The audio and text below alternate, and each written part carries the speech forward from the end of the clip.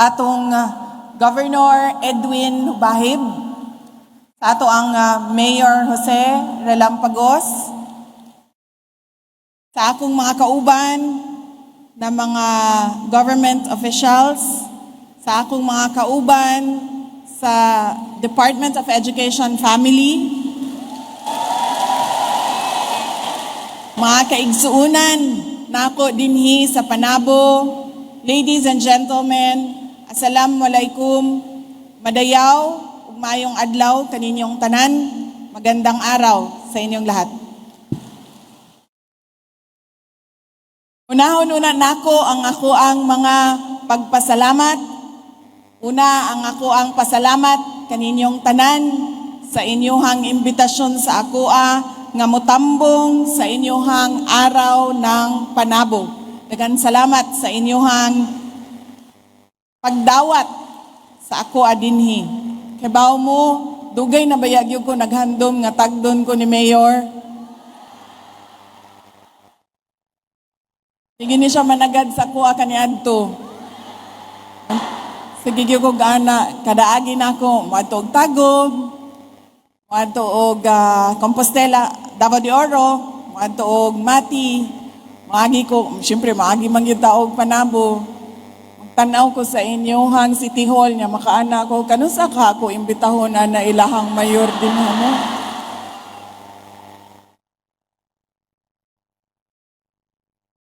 Pagkahuman, kaganina, di ba gitagad na ko ni Mayor? Ganina, siya sa ko, siya, Inday Sara. Ako, yes, Mayor. Siya, kumusta naman imong kinabuhi, Day?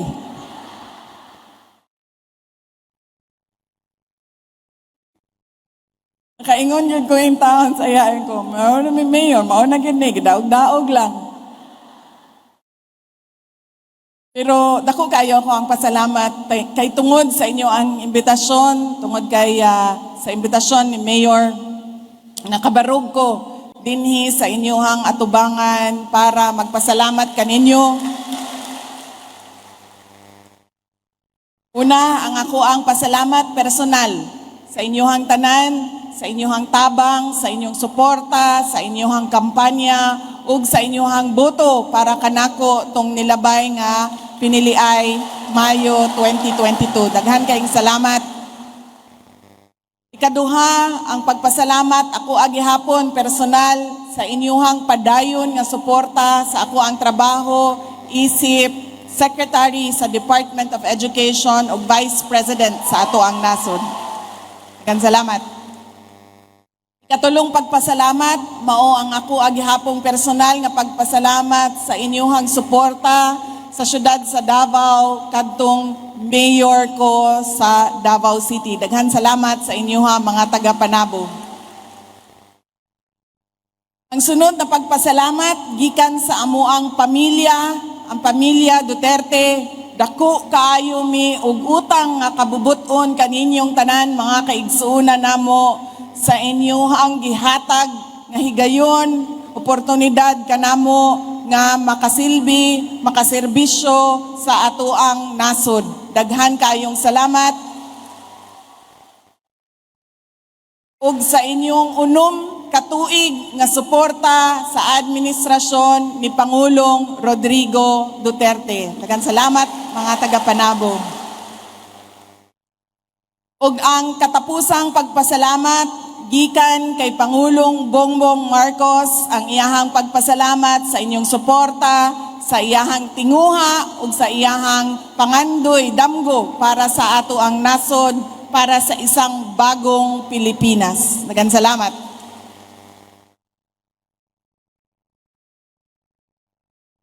Dili man siya ang nagdaog-daog nako.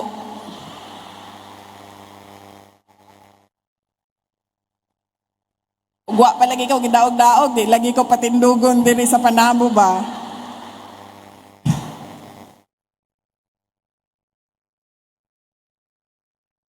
Dili ikalimod nga nakabuot sa inyong syudad isip top performer sa peace and order, illegal drugs complaint, local governance and education. Congratulations sa inyong tanan.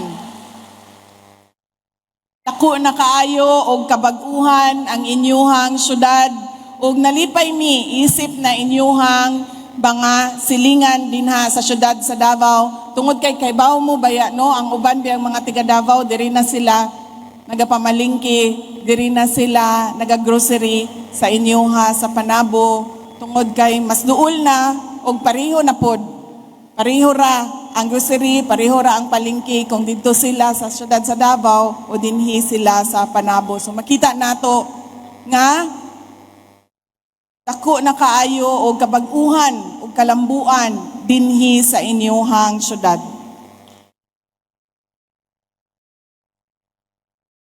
Apil na dinhi ang dili ikabaylo nga Garbo sa Panabo City isip banana capital of the Philippines. Ang pagtanom og saging ang kinabuhi sa syudad. 40% sa yuta dinhi gihatag sa mga katawhan ug komunidad ug panginabuhian. Kalambuan sa local markets ug local entrepreneurship ug oportunidad sa mga investors. Ingnan nako ang katong nilabay nga adlaw, ingnan nako ang kauban. Doon na biya tay lakaw. Pag-abot sa Davao, doon na tay lakaw, maato patag Panabo kay muatenta sa araw ng Panabo. Ako ang kauban, ingon siya, kanang mga taga Panabo dagko biya na silag saging.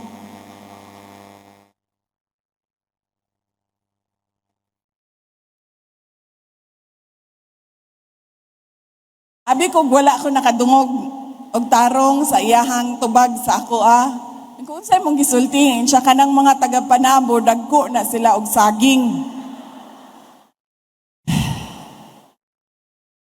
So, nangutanan ko sa iyaha, anak ko sa iyaha, unsa man kay tungod export ang ilahang saging no anang makita nato sa mga tindahan sa Japan, mga gikan sa Davao City nga mga saging. Siya dili. Mga taga Panabo, mga dagko gina silang saging. Siya sa ko, ikaw na lay sabot.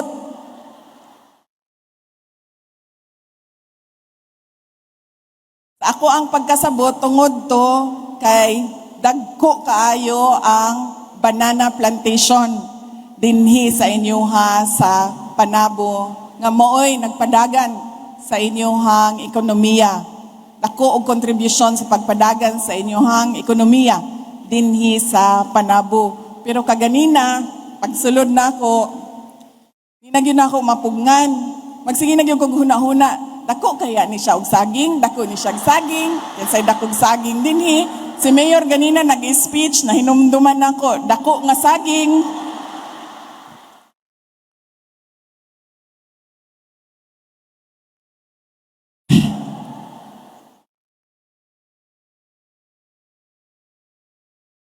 Pero nalisa ang ako ang kuan ba, kato ako ang kaistorya, kuan man to siya, dili ko sigurado kung LGBT ba siya o lalaki siya.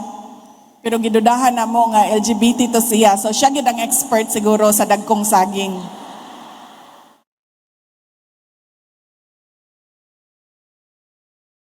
Nalipay sab ko sa akong nadunggan nga ang University of the Philippines, Los Baños Professional School for Agriculture and the Environment magbutang og satellite campus sulod sa Agraria Agritourism Development.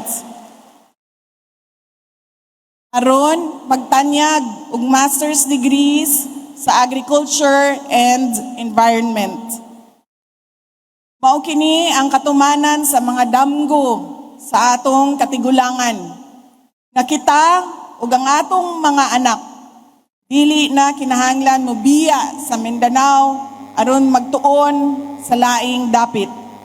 Karon aduna na kitay mga universidad sulod mismo dinhi sa atoa sa Panabo. Ang kabag-uhan sa Panabo gagikan sa pundasyon, panaghiusa ug paningkamot sa mga Panabuans. Ug ang araw sa Panabo usa ka hulagway sa inyong kolektibo ug makanunayong pagtinabangay. Daghang salamat sa inyuhang sakripisyo sa atong mga mag-uuma, sa dedikasyon sa atong mga trabahante, sa mga galapuyo, sa mga small to medium to large business enterprises dinhi, sa atong men and women in uniform, ug sa atong local leaders nga walay puas nga gahatag og direksyon aron ang agrikultura ug ang lokal nga ekonomiya sa Panabo magpadayon ug mabungahon. Magpasalamat ta sa ato ang mayor kay Jose Relampagos sa iyahang makanunayong pagduso sa mga polisiya, sa infrastructure, public safety, social services para sa mga kabus, education o ang imong pagsiguro sa mga kadalanan sa Panabo adunay sakto ug lapad nga drainage system. Daghan salamat, Mayor. Ako kini nga tabang isip disaster risk reduction measure sa panahon sa kakusog sa ulan o sa mga bagyo. Niadtong miaging bulan lang, atong nasaksihan ang pagbaha nga dala sa kusog nga pag-ulan nga maoy hinungdan usab sa pagdahili sa yuta dinhi sa Davao Region. Dili kadto usa ka bagyo apan 12 ka mga kinabuhi ang nakalas ug libuan ka mga pamilya ang kinahanglan nga mobakwit alang sa kaluwasan. Ihangyo ko ang tanan mutabang sa pag-andam sa atong mga pamilya o komunidad batok sa ingon nga mga katalagman. Ang pagligay sa katalagman o pagkaandam sa pagbag-o sa klima, dili lamang trabaho sa atong mayor, dili lamang trabaho sa gobyerno, kundi trabaho natong tanan. Mao kining ang rason ngano usa sa mga proyekto sa Office of the Vice President mao ang pagbabago a Million Learners and Trees campaign. Sa pakigtambayayong sa Department of Education ug sa Department of Environment and Natural Resources, makig-uban kita sa mga local government units sa pagtanom ug usa ka milyon nga kahoy sa tibuok nasod isip paagi sa pagsumpo sa climate change ug pagpataas sa disaster resilience sa atuang nasod. Kuyog sa dagan sa panahon, labi na sa kauswagan sa inyong syudad, apil gyud ang mga hagit sa matag usa kanato ug ang mga kinahanglanon sa atong mga pamilya.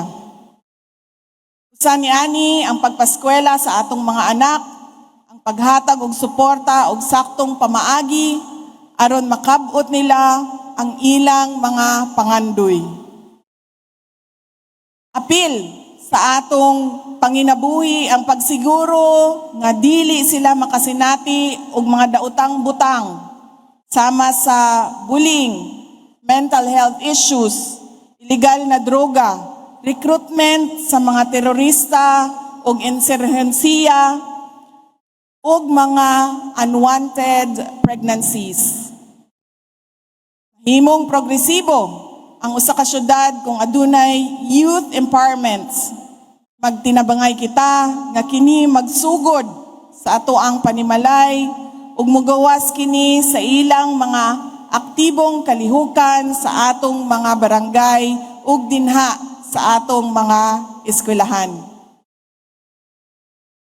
Moabot ang panahon na ang Panabo City mahimong usa ka highly urbanized city. Mao kana ang damgo nato para sa inyuhang syudad.